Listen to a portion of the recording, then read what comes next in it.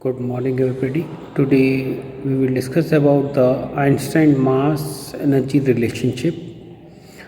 Einstein established that the mass and the energy can be converted into the mass, and the conversion factor is c square, that is the square of the speed of light, E is equal to mc square. इसमें Einstein ने बताया कि जो mass है it can be convert into the energy and energy can be convert into the mass by relation E is equal to mc square, where m is the mass of the substance and c is the velocity of light, E is the basically the energy. इसमें आप देखेंगे कि पहले classical mechanics में हम इसमें kinetic energy निकालेंगे और काइनेटिक एनर्जी से फिर टोटल एनर्जी निकालेंगे, टोटल एनर्जी से इसका रिलेशन निकालेंगे. इसका डेरिवेशन इस तरीके से जिसे आप देखेंगे according to the classical mechanics the energy is defined as in terms of work is force into distance, basically the displacement. और उसके लिए पहले हमें F निकालना पड़ेगा. F is the basically force is F is equal to m d mv upon dt square, क्योंकि दोनों ही constant नहीं है तो डिफरेंशिएट करेंगे by the product rule.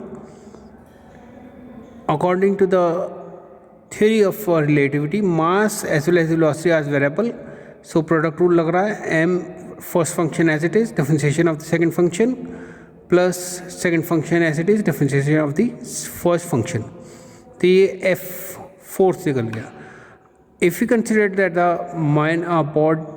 particle is displaced by a distance dx by the application of the force F, so the increase in the kinetic energy is equal to dk is equal to f ds. F is the force and dx is the displacement.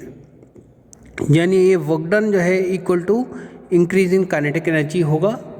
और इसमें हम relationship आगे इसकी value इसमें put करेंगे. F E और D x जो है हमारा डिस्प्लेसमेंट है, इसमें वैल्यू रखेंगे और इसे डिफरेंशिएट करेंगे तो हमको क्या मिलेगा, d m d v upon d t d x v d m upon d t into d x. T के नीचे से ले जाएंगे और ये वेलोसिटी के बराबर होता है, तो ये रिलेशन हमारा आएगा d K is equal to m v d v plus v square D m. This fourth equation. We know that the variation of the mass with velocity is given by m is equal to m naught root 1 minus v square upon c square. M is the mass and m naught is the relative mass of the body. Squaring both the side what we got is m square. ये ऊपर आपका c square minus v square, इसको इधर ले जाएंगे.